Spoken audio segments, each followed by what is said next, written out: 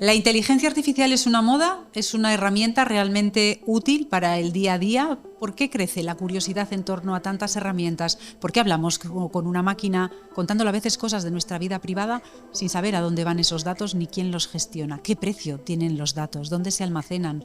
¿Por qué caminos avanza la inteligencia artificial? Es el tema del momento y lo abordamos también en el segundo episodio de nuestro podcast. Ruta Digital. Aprende a usar la tecnología fiel a tus raíces.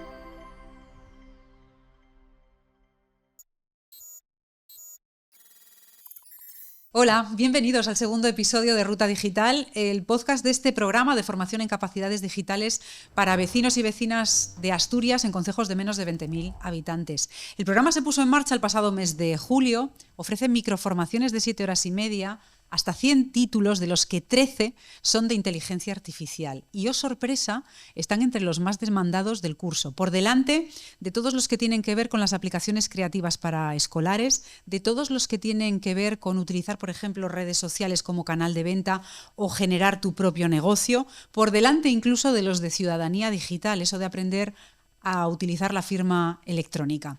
Por eso hemos querido dedicar este segundo episodio precisamente a la inteligencia artificial y por eso tenemos de invitados a dos investigadores de la Universidad de Oviedo adscritos a una institución que se llama el CEISIA, un centro. No sé si han oído hablar de él, pero va siendo el momento. Si les interesa mucho la inteligencia artificial, deben de conocer este centro de referencia en la Universidad de Oviedo, que les vamos a explicar enseguida a qué se dedica relacionado con la inteligencia artificial. Nos acompaña precisamente su directora, Noelia Rico. Muy buenas, bienvenida. Y también está con nosotros Roger Campione. Muy buenos días, tardes, el horario en el que nos estén viendo. Bienvenidos a este segundo episodio. Gracias. Roger pertenece al área de la filosofía del derecho y en el caso de Noelia es profesora de, a ver si lo digo todo bien, del área de ciencias de la computación e inteligencia artificial. Muy bien. Me alegro, porque estas cosas no suelen ser fáciles. Pero es importante, yo creo, para empezar, explicarles a las personas que nos están viendo y escuchando qué es el CEISIA y por qué la Universidad de Oviedo tiene un centro de referencia para inteligencia artificial, Noelia. Pues el CEISIA es un centro de estudios sobre el impacto social de la inteligencia artificial.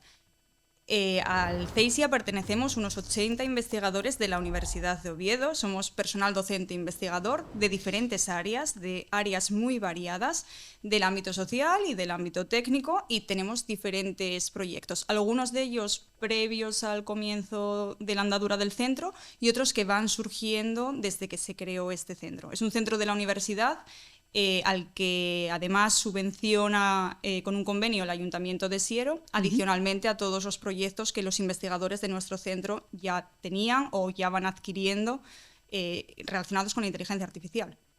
Claro, habrá tiempo más adelante en la conversación para profundizar en algunas líneas de trabajo, pero sí, si nos pudieras dar alguna pincelada de qué tipo de cosas se investigan, se estudian, qué líneas de trabajo se desarrollan en el CEISIA, pues ahí ya nos ubicamos del todo. Pues líneas muy variadas. Hay líneas que son desde el punto de vista técnico, cómo avanzar. Por ejemplo, con el Ayuntamiento de Siero tenemos un proyecto para avanzar en la tramitación de las licencias de obra de urbanismo, incluyendo inteligencia artificial. Estos modelos de lenguaje que ahora vemos en todas partes, pues hay mucha demanda desde instituciones, tanto públicas como privadas, de incluirlos en sus procedimientos habituales para agilizar trámites. Luego, por supuesto, desde el ámbito desde el punto de vista social, tenemos diferentes proyectos de diferentes investigadores de áreas distintas. Desde el punto de vista jurídico tenemos, como está aquí Roger, Miguel, personal muy activo estudiando la normativa que hay sobre inteligencia artificial y este tipo de líneas, de gente de filología que tienen proyectos interesados en cómo clonar voces. Hay cosas muy variopintas. Ya nos pusimos un poco alerta. Tocamos muchos temas porque la inteligencia artificial toca muchos temas. Sí, y está de moda porque, claro, nos hacíamos esta pregunta, el equipo de Ruta Digital, al ver esa demanda de las formaciones relacionadas con estas herramientas, ¿no? ¿Es una cuestión de moda? ¿Es una cuestión de conciencia de que hay que actualizarse? ¿Es porque realmente la inteligencia artificial va a suponer un punto de inflexión en las sociedades que vivimos, como lo fue en su momento también Internet? Roger.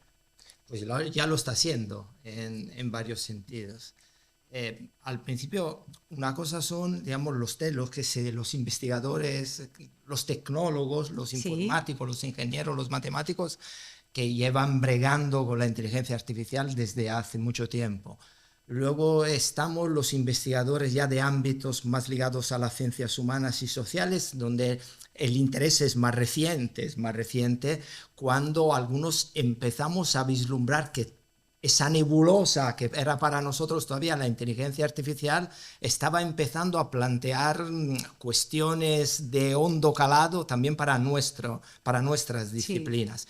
Y luego ha llegado para la ciudadanía en general. Yo creo que ha habido un cambio muy notable en el impacto social de la inteligencia artificial, al que hasta podríamos ponerle una fecha, que es el 1 de diciembre o el 30 de noviembre de 2022, porque la inteligencia artificial en nuestras vidas, los que estamos aquí, la llevamos desde hace tiempo. No, ella seguramente ya lo sabía porque se dedica a eso, pero cualquiera que haya usado, yo para venir aquí hoy he usado Google Maps. Yo uso el Waze, estamos nombrando productos. Bueno, discúlpenos por los productos. Ya le pasaremos la factura. La factura, vale, sí. Para el tercer episodio. Con un navegador satelital que utiliza inteligencia artificial. Desde hace muchos años yo me duermo en mi sofá intentando elegir en el menú de las plataformas de televisión que tengo que ver y me duermo antes de elegir. Y eso está en nuestra vida desde hace tiempo. Pero éramos como usuarios, meros receptores, usuarios pasivos. De repente descubrimos que se interactuaba, que éramos activos, que podíamos interactuar, que le hablamos a la inteligencia artificial como si estuviéramos hablando con una persona. Con una persona. Es que y yo creo que la moda es esta, o sea, el impacto que va a tener ahora, porque todo el mundo de distintas edades, de distintos sitios lo está utilizando, porque la inteligencia artificial y la investigación en inteligencia artificial, a mí me gusta poner este ejemplo, yo soy del departamento de informática, ese área innombrable que mencionaste antes pertenece al departamento de informática y el área tiene mi edad más o menos, entonces la investigación en inteligencia artificial desde la propia universidad de forma técnica hace mucho que se hace, el cambio está en que ahora es muy accesible cosas que reconocemos como inteligencia artificial, que antes ya la había, vas al supermercado, te levantan la barrera porque te leen la matrícula, inteligencia artificial, la optimización de ruta del Google Maps, inteligencia artificial, pero efectivamente la moda está en el uso de este tipo de herramientas conversacionales, que es un tipo muy concreto de inteligencia artificial. Bueno, conversacionales cuando no discutidoras, porque ahí es difícil a veces encontrar el punto de entenderse con la inteligencia. Sí, las personas.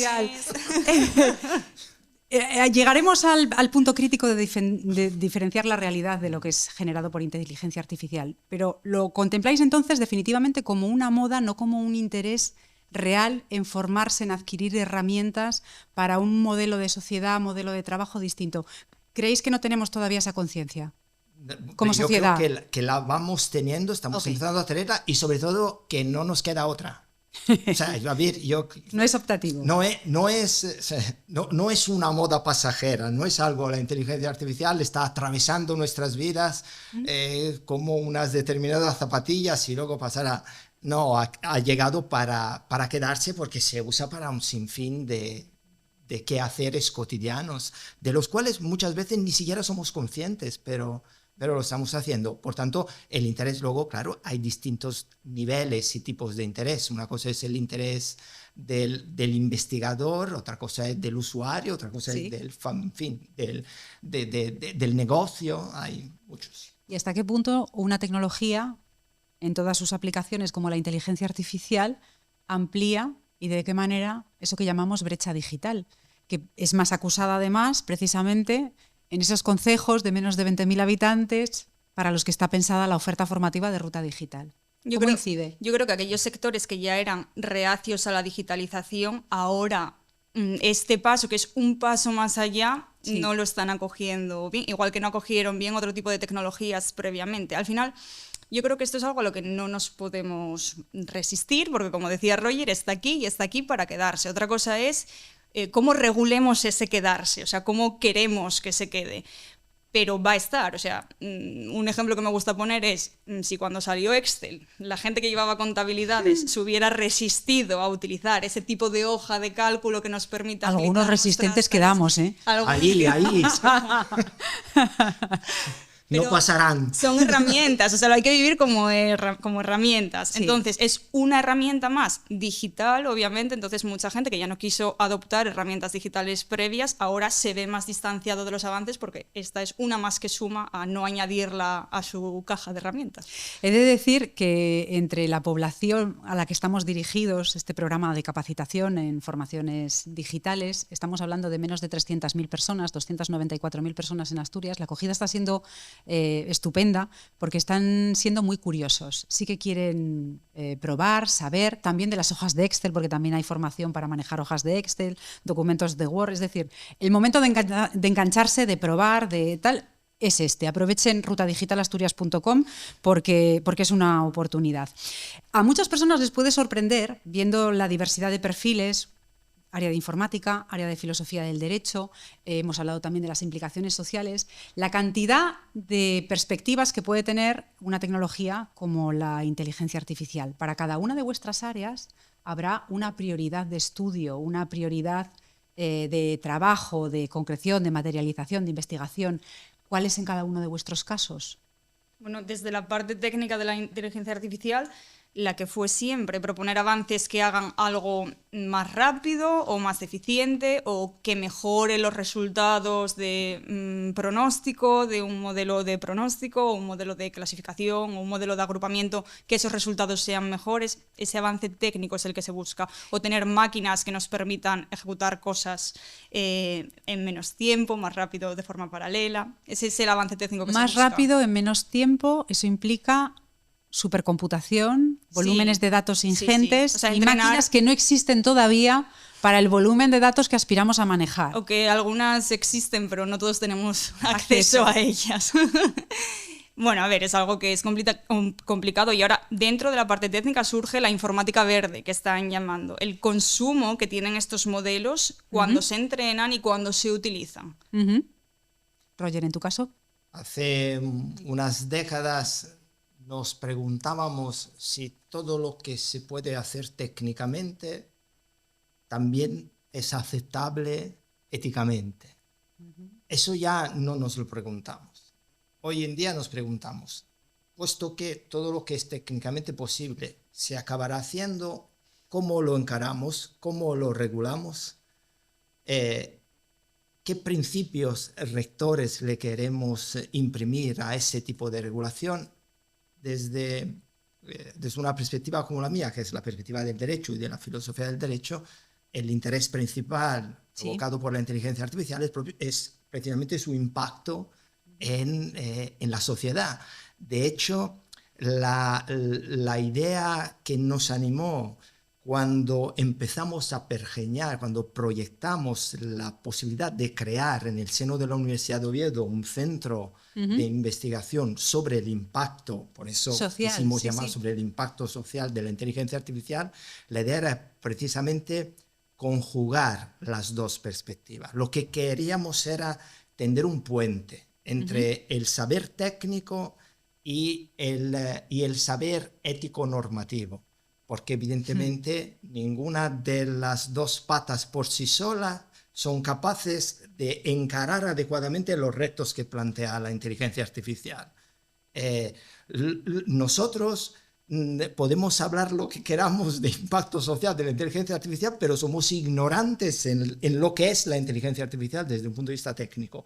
Y ellos y los tecnólogos que conocen muy bien los entresijos de la inteligencia artificial cada vez más nos demandan a la comunidad normativa. Oye, ¿y esto cómo? Porque las competencias que tienen son para afrontar las tareas de las que Noelia está hablando, pero hay que ponderarlo. Buscar el compromiso. Buscar el compromiso, la transversalidad. Con esta puesta en marcha masiva, digamos, que ahora hay muchos productos que llevan un modelo de inteligencia artificial por debajo, Otra cosa es si realmente ese modelo es necesario o con programación de la de toda la vida solucionaríamos muchos de los problemas en los que se está metiendo ahora la inteligencia artificial, pero ese es otro tema. Decía que como lo tenemos tan accesible, muchas veces nos requiere saber quién es el responsable de las decisiones que el modelo toma, y para eso tiene que haber una regulación. O sea, hay dilemas que llevan mucho tiempo existiendo, el típico del tren que habréis escuchado, de las 2 vías, de si el tren se va por aquí mata a 5 personas, y si tiras de una palanca tú tomas esa decisión pero solo vas a matar a una. Bueno, ahora igual hay que tomar una decisión sobre eso si quieres poner un coche autónomo en funcionamiento. ¿Qué va a hacer el coche cuando se encuentre en situaciones de este tipo? Claro, pero voy a introducir aquí una de las variables a debate académico y social. Un mantra que dice que, ¿cómo es? Estados Unidos innova, China produce y Europa solo regula. ¿Qué os parece? Me parece que no es necesariamente malo. O sea, puede que otros es continentes... que se utiliza efectivamente mucho, con esa connotación negativa. Sí. Se utiliza mucho dándole ese sentido de vamos a la cola.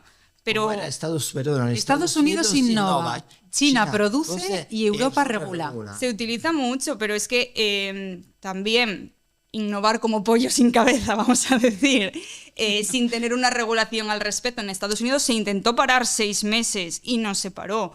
Y aquí por lo menos estamos intentando hacer las cosas bien. Definir qué se puede hacer y qué no se puede hacer me parece muy importante. Creo que el mantra proviene de Estados Unidos. Porque si no... porque ellos saben bien que China también innova. ya desde hace un tiempo China no solo produce, sino que también innova. Es cierto que Europa, habiéndose dado cuenta, viendo que la carrera tecnológica o industrial en ese sentido, frente a modelos como el estadounidense o el chino, está perdida, ha apostado por intentar ser una vanguardia normativa. O sea, ¿en qué somos buenos nosotros? ¿Es regular? Bueno, pues hay que saber que eso también es un trabajo sucio, pero alguien tiene que hacerlo. Intelectual, además, un gran trabajo intelectual, jurídico. Sí, porque es verdad que se suele decir, ¿no?, que el modelo estadounidense es un modelo donde todo está delegado a la autocontención de las empresas. No, o a la libertad de elección de los consumidores. Códigos de autoconducta, ¿no? Por tanto, en ese sentido, no hay una regulación desde arriba. Todo lo contrario del modelo chino, donde todo está enfocado a un control absoluto no solo de la investigación, sino de la producción también. Frente a estos dos modelos se sitúa el europeo, que como no innova a esos niveles, dice, al menos podemos innovar desde el punto de vista de la regulación. Y dice, y esto plantea un problema. Pues preveo la pregunta, ¿no? No, adelante, termina, concluye. Dice, sí. Pero ¿y esto no frena en Europa la innovación? La innovación.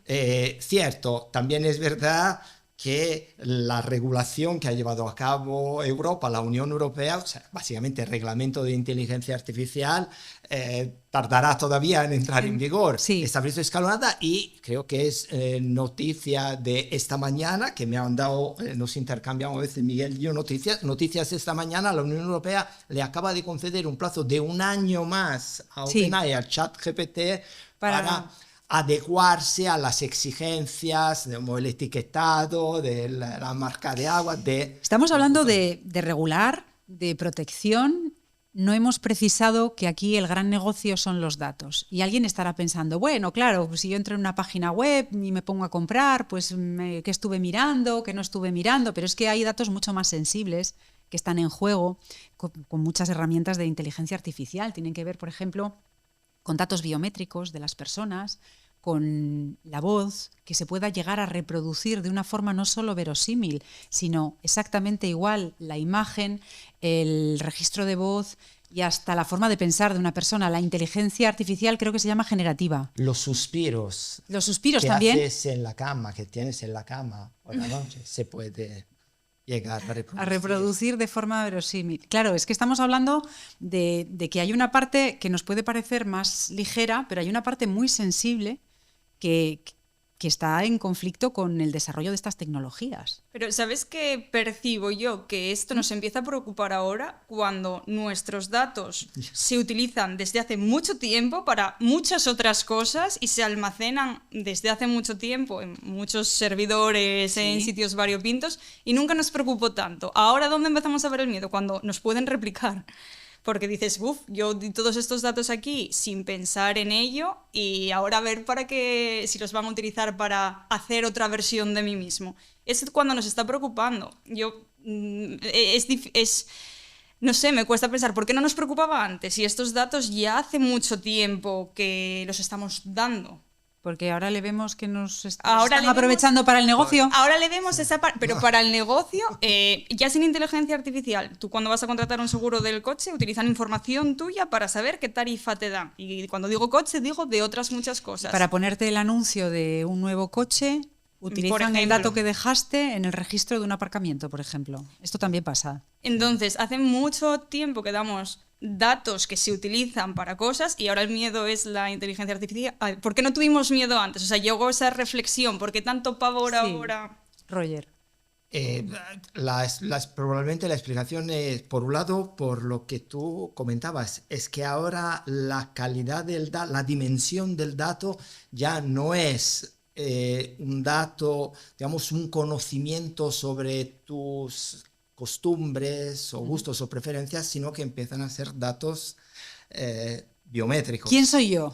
No, O sea, no solo quién de soy tú, identidad. qué temperatura tienes al tocar con el dedo Sí. la pantalla, cuál es la temperatura de tu cuerpo, cuál es Tu huella. Tu huella, es el tipo de dato. Y luego, porque probablemente antes la capacidad de almacenaje y de posibilidad de manejar todos esos datos, leí esta mañana que Amazon ha comprado el centro de datos. En Indiana hay una cosa que antes era un campo de maíz, ahora es donde está el mayor centro de recopilación, de almacenamiento de datos, que son los datos de ChatGPT y de Claude.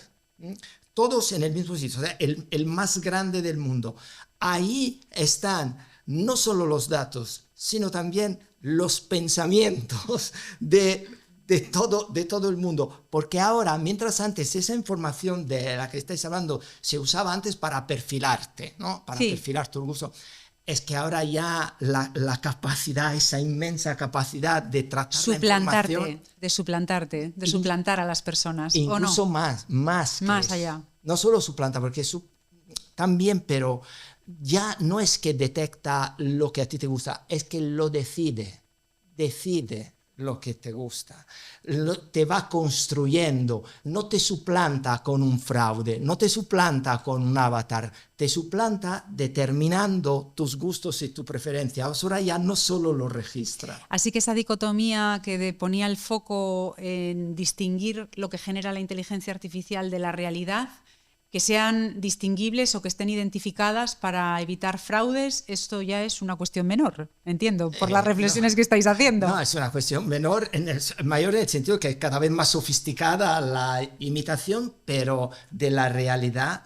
Hay casos, yo recuerdo hace unos años, un artista alemán hizo una performance, se fue a Berlín, cerró una calle bastante céntrica, cogió un carrito, le metió dentro 99 teléfonos, o sea, smartphones, Sí. y se fue paseando por esa calle. Entonces, ¿qué pasaba? Que todos los coches de los alrededores que tenían el Google Maps abierto veían esa calle en rojo, como si estuviera un atasco bestial. ¡Meca! ¿Y qué hacían? No iban. No iban. ¿Por qué? Porque el algoritmo les sugería rutas alternativas. Entonces, tiempo real, va cogiendo el dato en tiempo real. Entonces todos cambiaron sus itinerarios. Y yo me hacía una pregunta, decía, ¿ese atasco era mentira o existió de verdad? Tú me dirías, pues era mentira, porque no era un atasco de verdad. Allí no había ningún coche, había un tipo con un carrito y 99 teléfonos. Sí, pero todo el mundo, entendido como el mundo alrededor, adecuó su conducta A esa realidad. A esa, como si eso fuera real. Entonces, al final, lo que pasó fue que cambiaron de ruta igual que si hubiese habido un atasco real. Las implicaciones son importantes, sí, porque estamos hablando de a esa realidad, no era una realidad construida, claro, pero no era una realidad palpable, pero no si había los funciona coches. como una realidad, si construida funciona y funciona. Hay otro tipo de implicaciones en las que seguro que está pensando mucha gente desde el principio también, que tienen que ver con el mundo laboral. Y aquí los sociólogos siempre dicen, sí, se va a destruir empleo, pero se va a generar empleo, porque cada revolución industrial, cada revolución tecnológica ha hecho el mismo procedimiento. Ha destruido una parte del empleo y ha multiplicado exponencialmente los puestos de trabajo. Aquí la clave está en cómo orientar, entiendo, la formación y la capacitación de las personas para ese mundo que no sabemos tampoco cómo va a ser y que puede cambiar de mañana a pasado mañana prácticamente, ¿no? Y eso también éticamente y desde el punto de vista de la filosofía merece una reflexión. Sí, se pueden ver, ¿no? Ya hay publicada, hay estudios, hay informes que nos van contando de qué modo está impactando, pero yo creo que todavía es difícil hacer un balance. Es verdad que la tecnología, cualquier invento nuevo, siempre tiene repercusiones, pero yo no hace mucho tiempo vi un vídeo, yo creo que era en El Economista, publicamos un vídeo que me llamó mucho la atención porque era un experimento que habían hecho en China, por supuesto, de robots con inteligencia artificial que trabajaban en una fábrica, no sé dónde, y de distintos tamaños, tal, y había uno de ellos que al pasar delante de los demás, eran como 10, 12, se para y les empieza a preguntar, un robot a los demás robots. Dice, oye, pero vosotros ¿cuántas horas trabajáis al día? Y los demás les decían, ¿cómo que cuántas horas trabajan? Nosotros siempre estamos aquí. Pero dice, pero vosotros no os vais nunca aquí. Y decía, pues no, pero no sabéis que hay un horario laboral, que tenéis que salir. No, eso no se puede aguantar. Entonces, era como si se estuvieran rascando la cabeza a los demás robots. Y el otro seguía, el robot sindicalista seguía, y le decía, no, esto no se puede aceptar. Hay que regularlo. Y se daba la vuelta y hacía como que marchaba, invitando a los demás, y los demás robots, algunos de ellos se iban detrás suyo. Era un experimento, pero que era un experimento serio, que habían hecho para medir el grado y la forma de interacción entre las máquinas. Claro, ese es uno de las grandes cuestiones, porque yo qué sé, por ejemplo, en las guerras se usan cada vez más armas que prescinden de los humanos, porque hay dispositivos que pueden interactuar y cambiar su forma de actuar interactuando unos con otros en modalidad colmena. Sí, ¿no? Con ellos mismos. O sea, estos modelos de lenguaje que están avanzando ahora, un modo razonamiento que quieren llamar, lo que hacen es darse instrucciones a ellos mismos.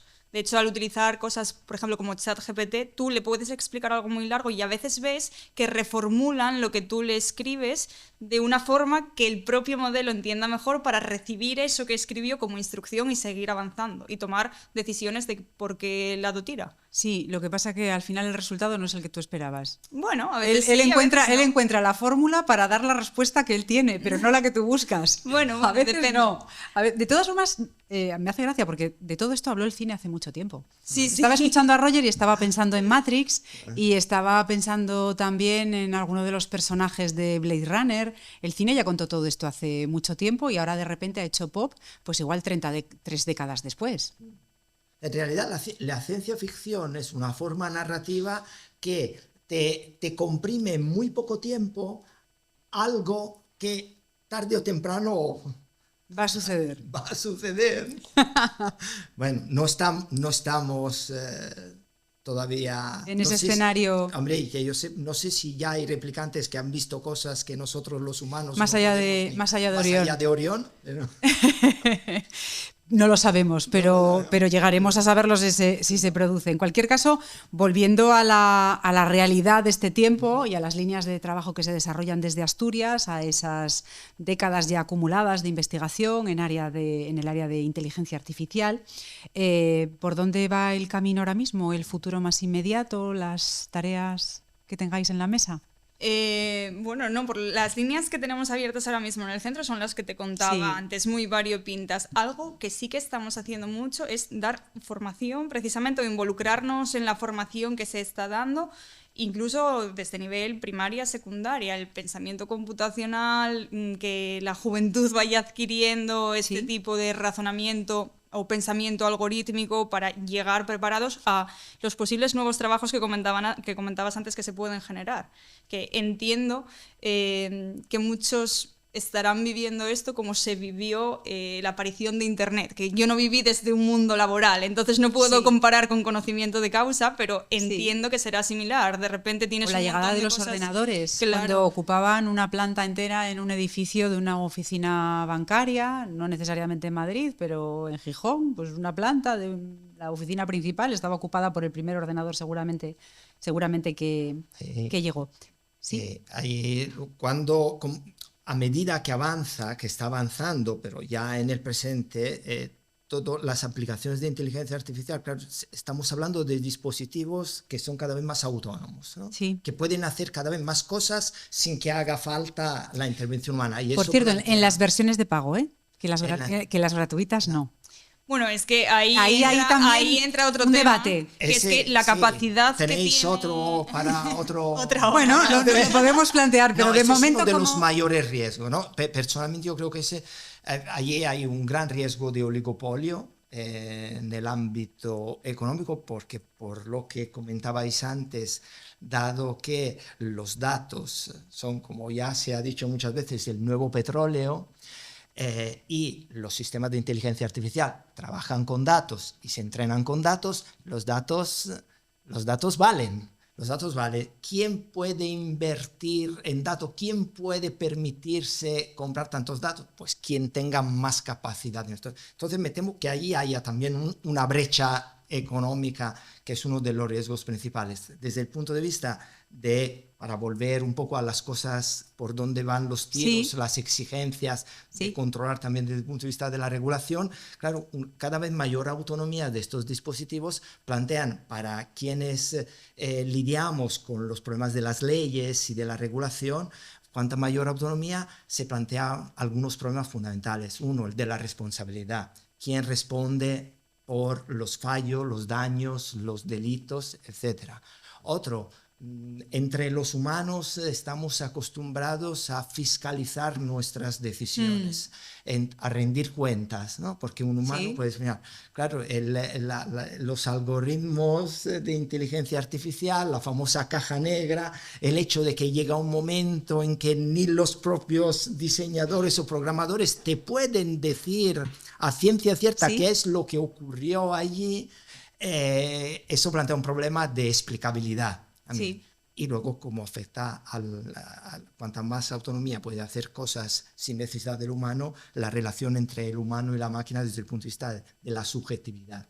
Bueno, la explicabilidad es algo en lo que se investiga ahora mucho, que no es algo que se vaya a hacer, porque es algo que ya se está haciendo, investigar sobre eso, precisamente por los modelos que se llaman de caja negra, que no podemos llegar a explicar. Explica eso de la explicabilidad y lo de los modelos de caja negra, hay muchos modelos que requieren tantos parámetros que nosotros como programadores definimos su arquitectura y modelamos qué tipo de datos van a llegar y cuál es el proceso de aprendizaje, pero luego, una vez aprenden de esos datos, nosotros no sabemos explicar porque llegan a tomar las decisiones que toman. O sea, sabemos cómo de buenas son esas decisiones, porque nosotros evaluamos cómo funciona el modelo que estamos generando a partir de unos datos. Pero hay tantos numeritos, digamos, que no tenemos la capacidad que tiene una máquina en paralelo para llegar a calcular todos esos números. Estaríamos igual años revisando todos esos números. Pero eso nos pasa con las personas. Una persona toma una decisión y sabes cómo pero piensa esa persona y la conoces, pero no sabes. ¿Puedo hacerte yo una pregunta a ti? No sé si voy a contestar porque me cuesta cambiar de perfil, pero adelante. Imagínate que haya que decidir a qué paciente se le trasplanta un hígado. Que hay 2 pacientes, pero solo tienes un hígado, que es la realidad de siempre. La oferta siempre es inferior a la demanda. Entonces, se ha descubierto que para hacer ese triaje, esa selección, si tú aumentas el número de variables y de parámetros que tienes en cuenta, puedes trasplantar mejor, garantizar una mejor.